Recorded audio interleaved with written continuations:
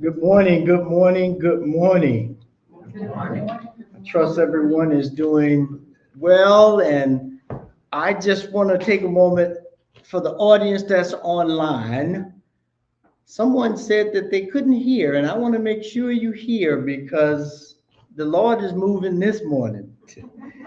And so, if you could just give a sign in the chat on the Facebook or YouTube, I just want to honor that and everybody just there for their time and everything. So again, good morning. I am overjoyed to be here this morning. I've been away for, I don't know, 3 weeks or so, here and about, doing all kinds of things, taking care of life, as they say. But the first thing I want you to know, first and foremost, that this is a space, a place, and a face of love. A spiritual community using ancient principles and teaching universal wisdom to empower our lives and the lives of others. Now, today we start a new journey, a new vibration, a new frequency. As you look around outside, no matter where you are, if it's a storm or if it's a sunshine, we feel the energy of spring, the energy of renewal, the energy of allowing life to be exactly what it is: expansive, renewing, uplifting. And when we can tap into that, life is grand. And so before we start, if we could just all take one moment to invoke the spirit of the divine. Beloved Spirit, source of all creation, we gather in this sacred place of unity and purpose. Let us now take a moment to breathe deeply, to quiet the mind, and to open the heart as we turn inward.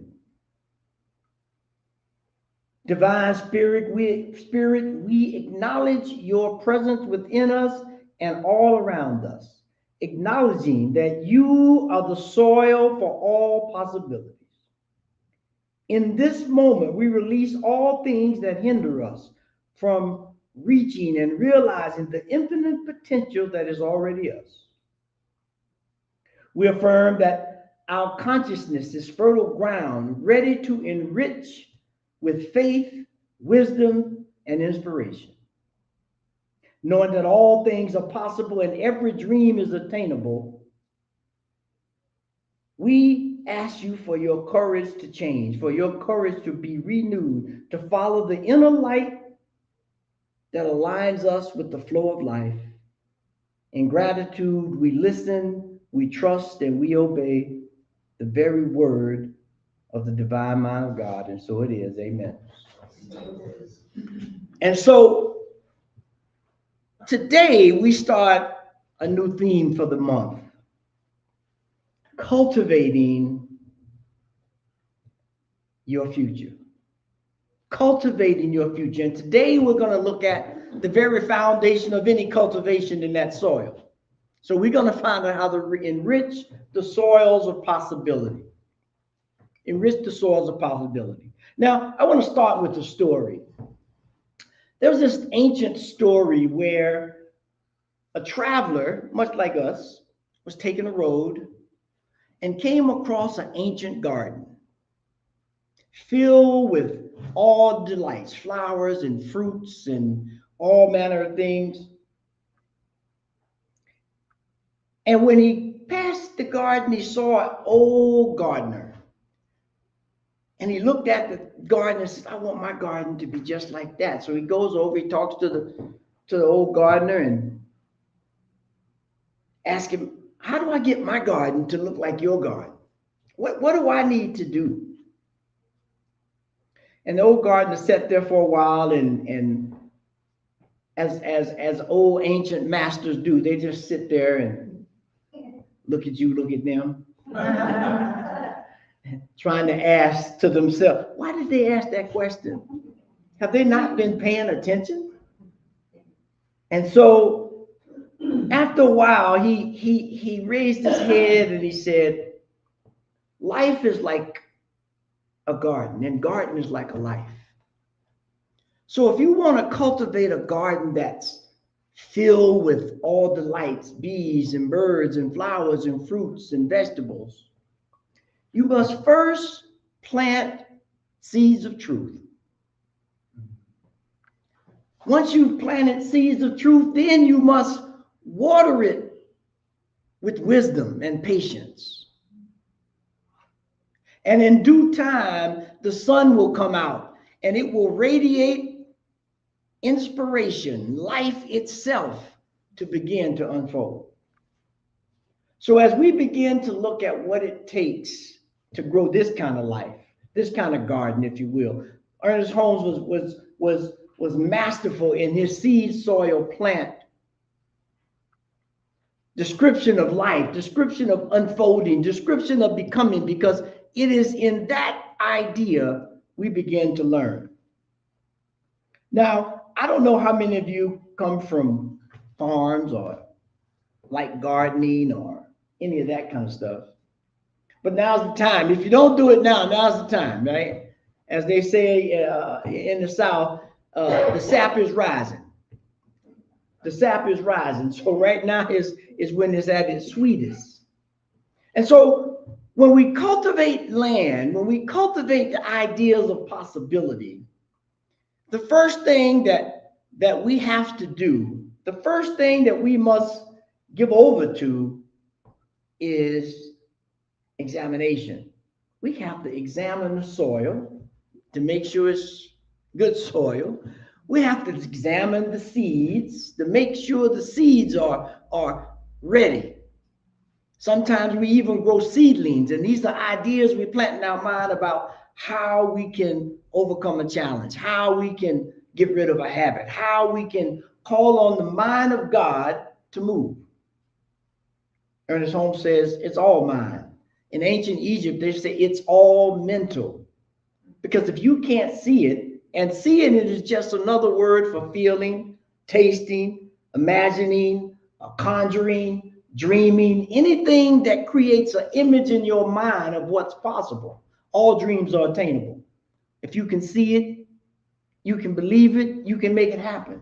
And that's what this month, we're going to be looking at how do we cultivate the spirit. Because right now, whether you know it or not, now is most definitely the time, and I'm going to leave that where it lies for you to understand what we are dealing with right now in terms of cultivating spirit.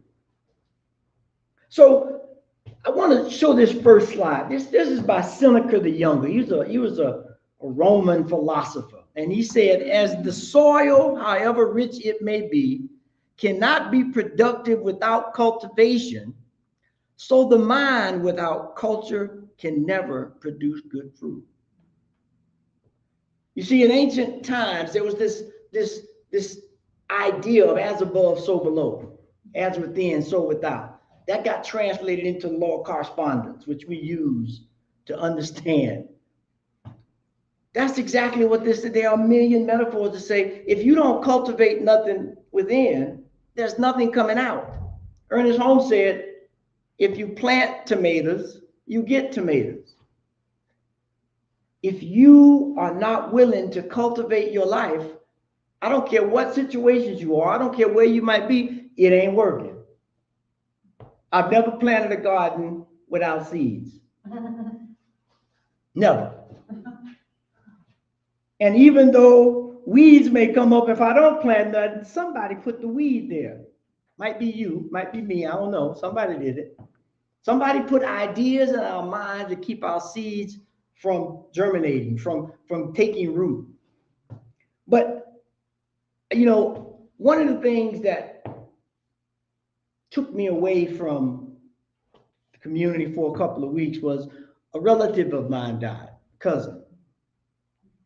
And he was an agronomist.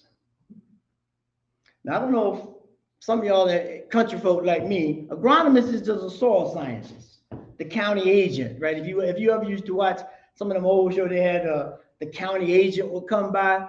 That's the person who understands the soil. who understands the makeup of life, who understands what's in and what's out. And you can tell them what you want to grow, and they'll sample the soil and they'll tell you, well, you can't grow that here unless you do this, right? You have to augment that soil as an agronomist. And so I went to see the homegoing of my cousin, who I called my uncle, because without him, I would not be physically. My mother was in Ohio working in a factory, and he was getting ready to go to college, and he had just got out of service. He called my mom and said, "Cuz, I'm getting ready to go to college. Why don't you come go with me?" She listened. She came, met my father, and a bunch of years later, here I am, a magical miracle of growth, right? But the thing I want to really point out is, and I knew this, but I had forgotten it until I went to the homegoing service. He was a master of the soil. He worked at a research position at University in Virginia, and he was the first Black soil scientist below the Mason-Dixon line.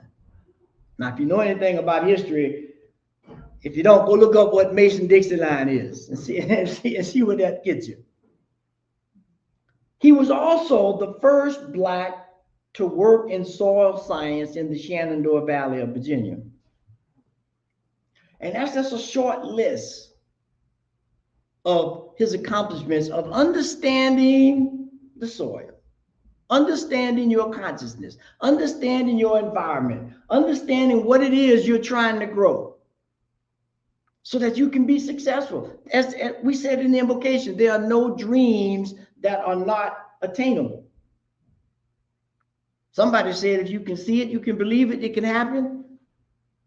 If you believe it, you can see it, not the other way around.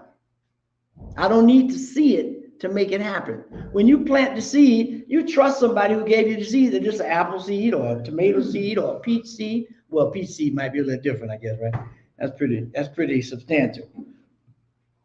But we have to begin to understand that we are agronomists. Now, that's homework for everybody, to go look up what agronomy is and look up what an agronomist does and figure out what you need to do with that with your life. Springtime. Life is about to burst forth. If you haven't seen it burst forth yet, just give it a couple of days. It's going to burst forth and you're going to be in awe. So when we begin to understand what it is to cultivate your future, to cultivate your life, to tap into the mind of God, this is what you got to do. We'll get there. We'll get there. We'll get there. So, there's this idea when you deal with soil, there's a couple of things you have to do. You got to, first, when you plant a garden, you got to clear the area. You got to clear the area, because during the winter, who knows what might have happened. Some, mold may have been digging in the ground, sand got blown away. You got to look at and clean that area and get it ready for growth. That's your mind, that's your consciousness, that's your behavior. That's the way you really want to present yourself in the life of God, your persona. We did a thing on sacred astrology not too long ago, and we talked about Jung, and one of my community members is Stella on astrology. I love her to death. She's giving me my chart, but we'll get to that later as well, because what we're really trying to say is that life is whole. When we look at ancient wisdom, we look at the cultivating of the Nile, the cultivation of the Euphrates Valley. All of that took place by understanding the alignment of the universe, the stars, cultivation. So they had to clear the land, they had to clear their mind and figure out what was going on. And when they did that, here's the hard part: you got to loosen up that soil, because it's compacted now. That's, you got to till the soil, you got to shovel it up, you got to dig it up. We got to get rid of all the old stuff that's compacted in our minds, that's compacted in our lives, so that we can begin to grow. Like here in Colorado, we have this thing called bentonite. And bentonite, I don't know the exact mathematics on it, but it can, one small amount of bentonite can hold a tremendous amount of water, like, I don't know, 100,000 times it really, I don't know, but it's a lot. But if I'm trying to grow something, I have something so dense, so powerful to suck the life out as a speck of bentonite, you got to get to work. If you don't get that bentonite out, nothing's growing. If you don't get those hard, stale ideas, thoughts, behaviors, if you don't get those out of your mind, your garden is not going to grow. Your life is not going to grow. Period. So you loosen the soil. And then as Bill made reference to earlier, well, I guess before we do that, we have to test the soil. That's this thing, we all know about it as we begin to become mature statesmen on this road. We have to figure out the pH balance of our lives. I'm sure everybody, if you had some blood work done or any kind of work in determining your health, somebody may have told you about your pH balance. And if they haven't, ask them. Because that is the balance of the electrochemical system that keeps us alive. And that's what we're doing when we grow in the garden in our minds. It's the same thing. As above, so below. As below, so above. There is no separation. That's what Ernest taught us. All of this is one system, one life, one love. And when we tap into it, we can succeed beyond our wildest dreams. Now, once we've gotten that, then we put the manure in. That means all the bad stuff that we don't want in there, we just got to turn it over, look at it, understand it, see what its purpose is, and allow it to do its thing. It's only bad because we've labeled it as such. Whatever we call good and bad is because we, as a people, have agreed to call it that, so it makes sense when we communicate. But that's just an arbitrary term. We know in the beginning, God said, I created everything, and guess what? Everything is good. There was no bad. That was someone with a limited mind of thinking, trying to understand an infinite mind of possibilities. And when we can do this magic, we're good. Now you fertilize the soil, you even it out. And then once you put your plants down, we know about it real good in Colorado and in any cold place, you have to put some mulch around your plants to protect it. Something that's going to let you focus on that. Not, stay focused. So I'll mulch it. I'll make sure I maintain the moisture, maintain the inspiration so that we can live a life that's grand. Now, there's this famous person called Anonymous. I know y'all have heard me talk about him before. He says this: life is a series of processes. Embrace the chaos. In the process of learning, we discover our true potential. Success is a result of progressive small steps, process overcome, focus on the present moment, embrace the process, for it is what shapes us. People walking around trying to get out of life, they just want to go sit on the beach. Sitting on the beach is good. I love the beach. I'm from Florida. But that ain't life. That should not be your lasting attainable goal, is to go sit on the beach. We have to begin to say life is for living, of service, of joy, of love, to cultivate that. We got and we got plenty of manure going around right now to furnish an orchard that is equal to anything in the ancient world. So when are we gonna get when we gonna get to work? When we gonna stop waiting for somebody else to do what we can do for ourselves? We know where two or more are gathered, God is in the center of that. Which means we got power and principalities that we can bring to bear if you but believe. If you but believe. And so I'm going to give you 3 things to help you become a master gardener. Because that's what we're needed. We need master gardeners right now. There's so much I could say. There's so much I want to say. I just ain't got enough time to tell you about where we are in this space and time in the universe right now. Because we are being called to a higher, you know, I was thinking when I was getting ready to put this together, and I thought about a couple of things. I thought about Star Trek. One thing, Captain Kirk, Master Gardener, that's just a metaphor for that. Whenever he got ready, he came up with an image in his mind, what they were going to explore, what they were going to learn. And once that was set, and the word was engage. Engage. Get the engine right, the light right, the filter, whatever needs to get right, get it right, and engage, because that's what life is about, engaging.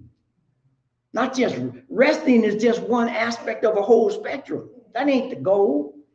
We got to do it. So the first thing we have to do to create that, we have to take a soil sample. Good agronomist takes a soil sample. They look to see, do I have the right pH balance to grow sugar cane or watermelons or green beans or whatever it is? They need to know, because either if it's not made for that, then guess what? Not that you can't do it. It might be a little bit more effort than you want to put in the game. So then you start saying, what will grow in this soil? And if I need to augment this soil, what do I need to put in it? Because now I got options, I got possibilities. But you got to take a soil sample. And that soil obviously is your consciousness. What is in your consciousness that you may be trying to grow, but the environment is not right? The pH balance, your people you're hanging with, the stuff you're reading, the things you're watching. The soil may not be right. And the only way you can do that is you have to be aware. You have to take inventory. You got to understand that, prime example, if you bring cookies around me, that's a problem. But I like cookies, and I know they don't like me, but I have to be aware of my environment so that I bring them in limitedly or not at all for a while. You know, there's never a nothing, right? So you got to work through the process, as we just said. But you have to be aware and understand if your soil is fertile or barren. If it's barren, we got to work with it. We got to cultivate it. That's what an agronomist does. The second thing we do after we take the soil sample,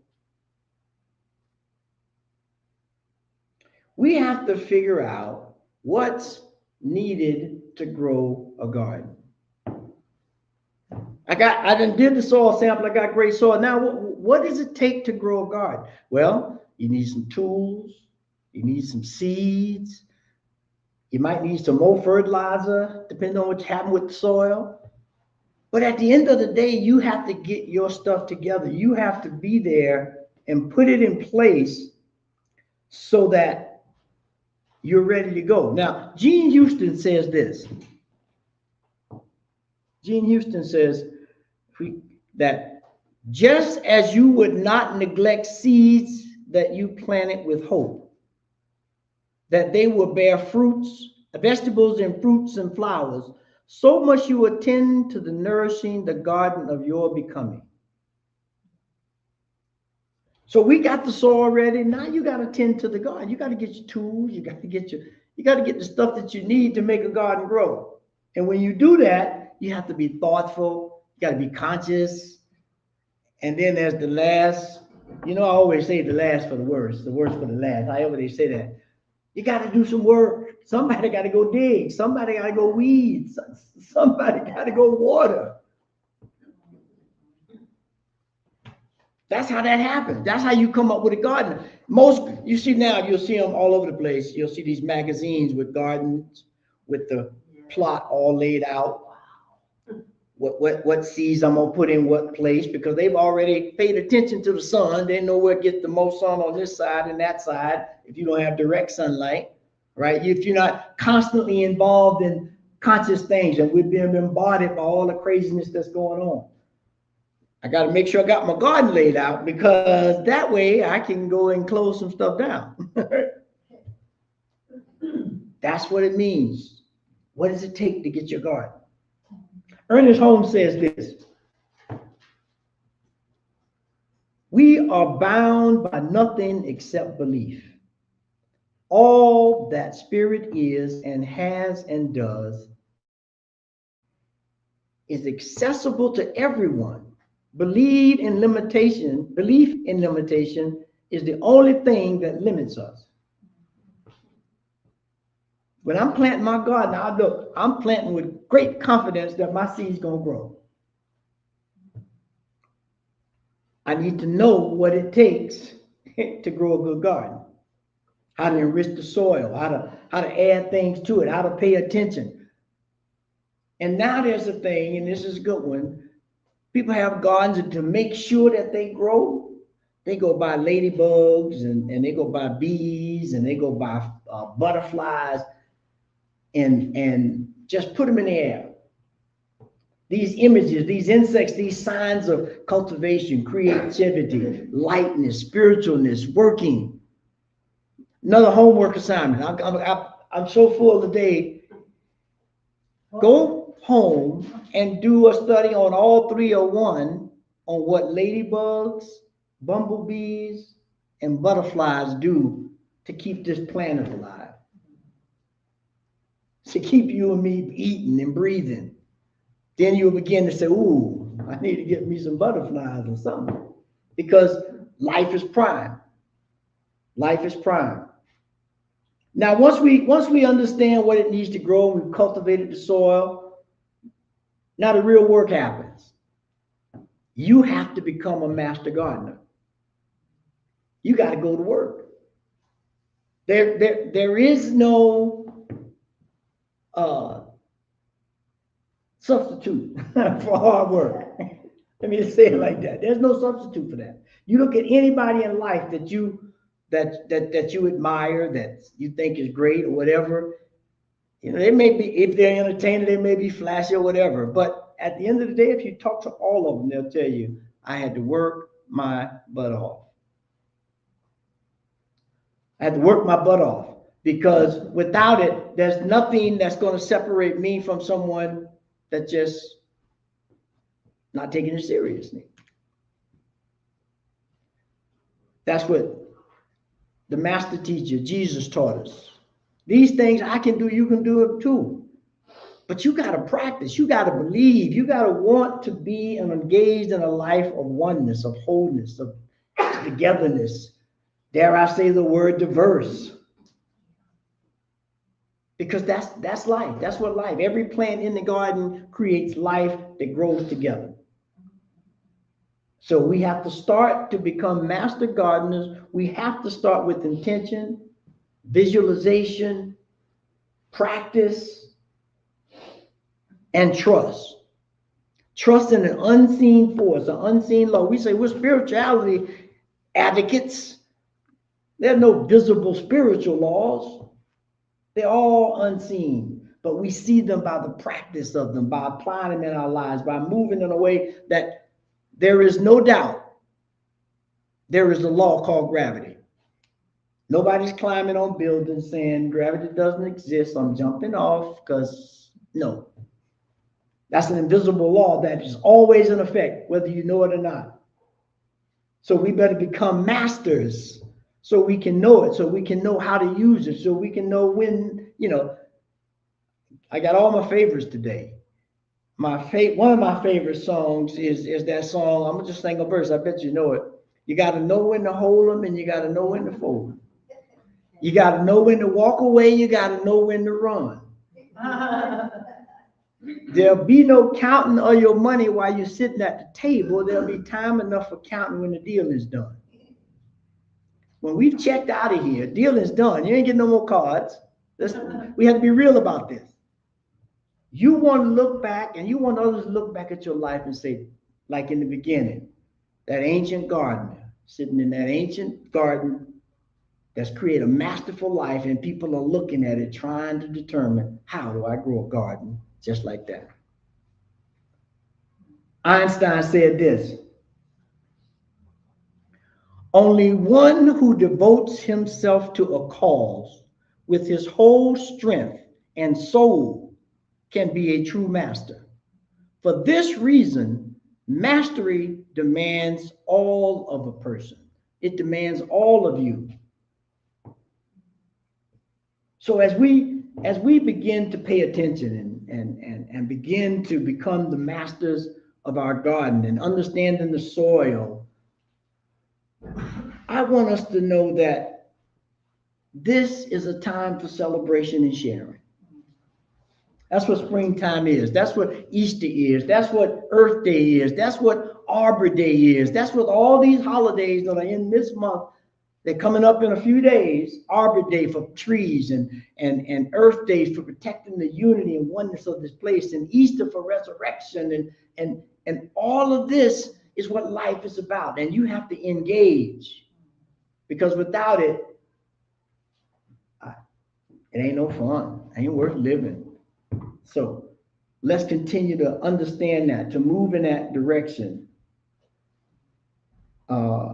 And if I can get that last slide by Ernest Holmes, if I didn't mess myself up. No, I messed it up. I messed it up. See, I knew it is. That's all right.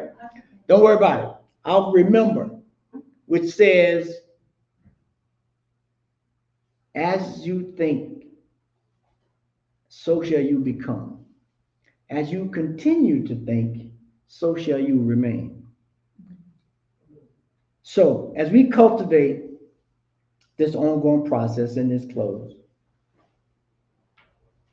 each step enriches our lives, our inner life, allowing us to manifest divine possibilities to their fullest. The process of encouragement, self-growth, self-wealth, all these things are inside of our hearts, minds, and souls. And as we cultivate and allow God to be God, this too and so much more will we receive, and so it is. So it is, amen. And so, as always, call to actions. I messed up Diego. He brought him because I was messed up. But anyway, we're going to straighten it out. We got time right now to plan our garden. So the first thing is start a garden or a flower bed and journal about what you learned in that process. Get close to the earth. Get close to the spirit. This is what it's a mirror. The second thing is identify any weeds in your consciousness, negative self-talk, limited beliefs, old grudges, and begin to release them to plant your new garden. And the affirmation to just anchor all this in to keep us on the path. I am one with the infinite possibilities of spirit. My soil is rich, my roots are deep, and my growth is inevitable. And so it is. And